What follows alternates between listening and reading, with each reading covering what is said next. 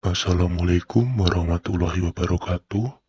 Saya Muhammad Nur Alim, NIM 4301021070, ingin menerangkan tentang strategi dakwah Wali Songo. Masuknya Islam di Nusantara, khususnya Pulau Jawa, tak terlepas dari peran Wali Songo. Wali Songo adalah lembaga dakwah yang beranggotakan 9 tokoh penyebar agama Islam. Mereka berdakwah secara sistematis dan terorganisasi dalam melakukan usaha-usaha pengislaman masyarakat Jawa dan masyarakat di pulau-pulau lainnya. Anggota Dewan Dakwah ini tetap 9 orang, sehingga jika ada salah satu seorang anggotanya yang wafat, maka anggota lain masuk menggantikan. Semuanya bergelar sunan, yang merupakan gelar kehormatan sekaligus gelar guru spiritual yang memiliki sejumlah keistimewaan.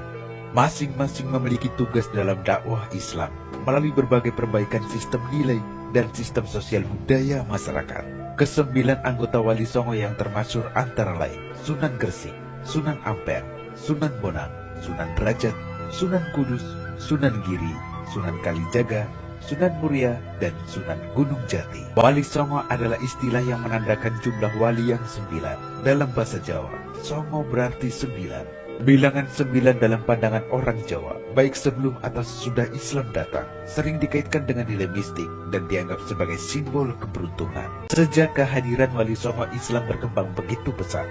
Dakwahnya diterima hampir di semua kalangan pada masa itu. Para wali telah merumuskan strategi dakwah dan strategi kebudayaan secara lebih sistematis, terutama bagaimana menghadapi kebudayaan Jawa dan Nusantara pada umumnya yang sudah sangat tua, kuat, dan sangat mapan.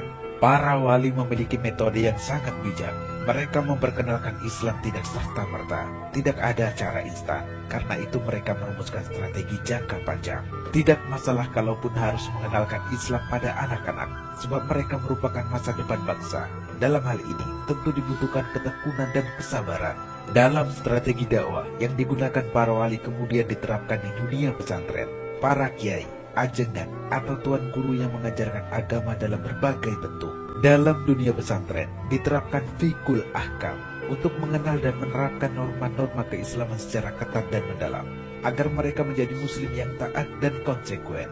Akan tetapi, ketika masuk dalam ranah masyarakat, diterapkan fikul dakwah. Ajaran agama diterapkan secara lentur, sesuai dengan kondisi masyarakat dan tingkat pendidikan mereka. Dan yang tertinggi adalah fikul hikmah, di mana ajaran Islam bisa diterima oleh semua kalangan.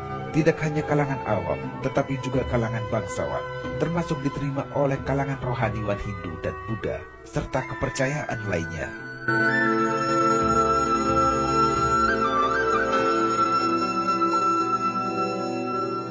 Para wali sebagaimana para nabi, bukan rohaniwan yang hanya tinggal di padepokan dan asrama, tetapi selalu mengembara dari satu tempat ke tempat lainnya untuk mendalami ilmu sekaligus mensiarkan Islam.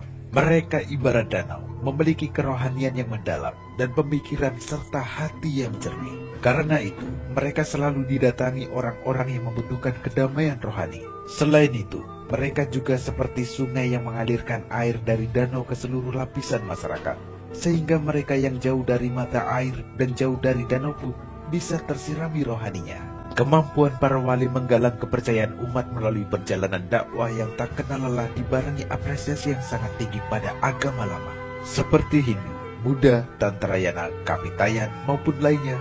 Dan kematangan dalam mengelola budaya membuat ajakan mereka diterima oleh hampir seluruh penduduk Nusantara. Masing-masing wali memiliki tugas dan peran sendiri-sendiri, sehingga tidak ada bidang strategis yang luput dari perhatian mereka. Mulai dari soal kerohanian, tata kemasyarakatan, strategi kebudayaan, pengaturan politik kekuasaan, usaha peningkatan perekonomian.